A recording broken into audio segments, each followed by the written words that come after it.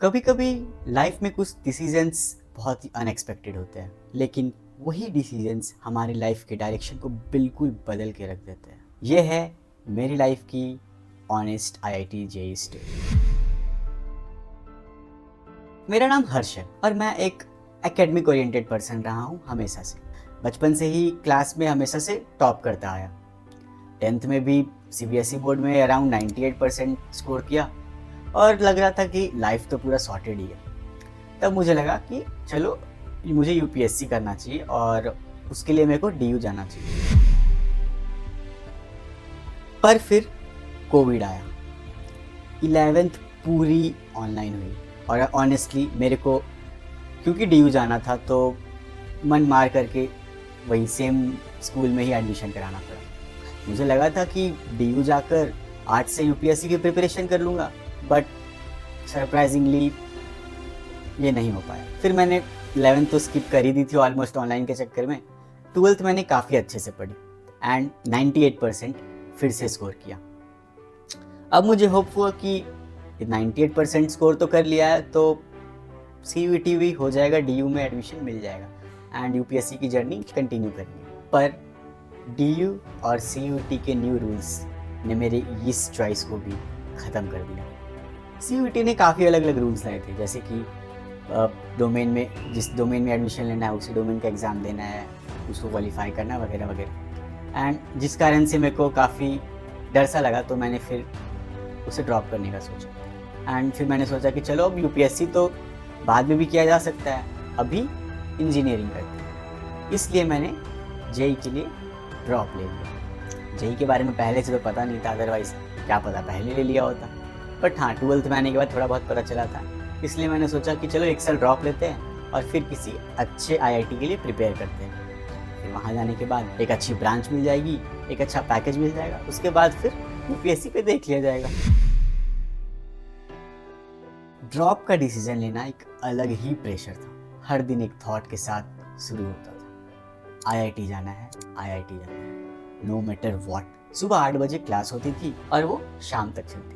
Hostel आके DPPs वगैरह solve करता था, लेकिन कभी कभी लगता था कि ये सब एफर्ट्स का आउटकम कहाँ है। कोविड के बाद के सिनारियोज ने तो रूल्स ही काफ़ी चेंज कर दिए थे। हमें पता था कि हमारे टाइम पे 4 अटेम्प्ट का ऑप्शन तो नहीं मिलेगा, लेकिन पिछली बार की तरह सबको लग रहा था कि फर्स्ट अटेम्प्ट अप्रैल में होगा, क्योंकि पिछले बार क्या JEE exams advance and all वो सब तो सितंबर तक चला ही था। तो हमें लगा कि ठीक है अभी अप्रैल में होगा, रिलैक्स होकर पढ़ाई कर रहे थे। लेकिन नवंबर में एक अनाउंसमेंट आई, नोटिफिकेशन पॉपअप हुई कि first attempt in January JEE. हम सबकी लिटरली फट गई। ये सुनते ही सबका मोटिवेशन खत्म हो गया। हमें लगा कि सारा प्लान बिगड़ चुका है। जनवरी तक तो सिलेबस कंप्लीट करना था, हमने तो ये सोचा ही नहीं था कि हमें अब 1-2 महीने के अंदर कंप्लीट करना पड़ेगा। एंड लिटरली ये तो पॉसिबल ही नहीं था कि जनवरी तक हमारा उतना सिलेबस कवर भी हो पाए। सभी लोग होप लूज़ कर चुके थे। लेकिन मुझे ये तो समझ में आ गया कि होपलेस होने का टाइम नहीं है। मैं उन्हीं टाइम को थोड़ा बहुत यूटिलाइज़ कर रहा था ताकि वन शॉट करके जो इजी चैप्टर्स है उनको मैं ख़त्म कर दूँ और उन चैप्टर्स के एटलीस्ट नंबर तो उठा लूँ जो मैंने ऑलरेडी पढ़ रखा है और जिनके वन शॉट्स मैंने कर लिए। मैंने काफ़ी चैप्टर्स फिर ऐसा छोड़ भी दिए। मैंने अपने स्टडी का पैटर्न बदला, वीक एरिया पे थोड़ा बहुत फोकस किया और थोड़े बहुत इजी चैप्टर्स को जल्दी जल्दी कवर करने की कोशिश की। ये सभी स्मॉल विंस मुझे धीरे धीरे मोटिवेट की। फिर आई जनवरी, एग्ज़ाम की बारी। फर्स्ट अटेम्प्ट मैंने लाई 96%। हाँ, पूरा 6 महीना एफर्ट करने के बाद सिर्फ 96%। काफ़ी बुरा लगा, बट रिकवरी करने का टाइम नहीं था। अप्रैल में नेक्स्ट अटेम्प्ट, वापस से तैयारी में लग गए। हाँ, 1 सप्ताह का ब्रेक लिया बट देन वापस से लग गए। पर इस बार पता है और ज़्यादा कंफ्यूज्ड कि अब पढ़ना है कुछ या रिवाइज करना है। मेरे को बिल्कुल समझ नहीं आ रहा। ऐसे ही करते करते अप्रैल भी आ गया। अप्रैल अटेम्प्ट 93% आई, ओवरऑल स्कोर 96%। हाँ, बहुत अच्छा भी नहीं पर बहुत ख़राब भी नहीं, but for a JEE student जो ने ड्रॉप लिया है आई डोंट थिंक कि बहुत अच्छा था। बट ठीक है, it's a part of life. तो मैंने सोचा कि चलो ठीक है, किसी नॉर्मल कॉलेज, किसी नॉर्मल एनआईटी में ही कोई नॉर्मल सा ब्रांच मिल जाएगा, चले जाते हैं, वहाँ जाकर थोड़ी एक्स्ट्रा मेहनत करेंगे। कॉलेजेस वगैरह सर्च कर रहा था एंड तभी हाँ, और ये भी था कि एडवांस की प्रिपरेशन करने का तो चल ही रहा था कि हाँ करते हैं, प्लान व्लान कर रखा था तो थोड़ा बहुत कर रहा था। 15 days टू जेई एडवांस।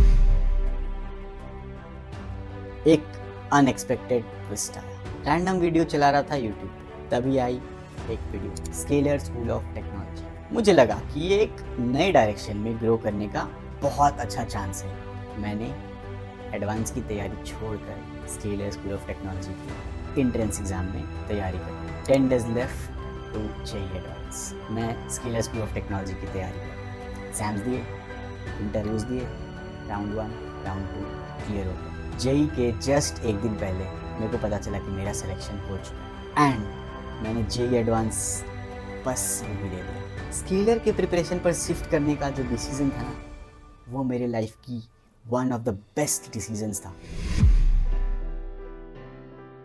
आज 1.5 साल बाद मैं ये बोल सकता हूँ कि वो डिसीजन मेरे लाइफ का बेस्ट डिसीजन था। अभी दुकान में इंटर्नशिप कर चुका हूँ 3 महीने की और एक नेक्स्ट अलग ही डायरेक्शन में ग्रो करने की देख रहा हूँ। जेई का स्ट्रगल ना मुझे एक लेसन देके गया है कि कभी कभी ज़िंदगी के गोल्स चेंज करना गलत बात नहीं होती, बस अपने लिए सही रास्ता ढूंढना होता।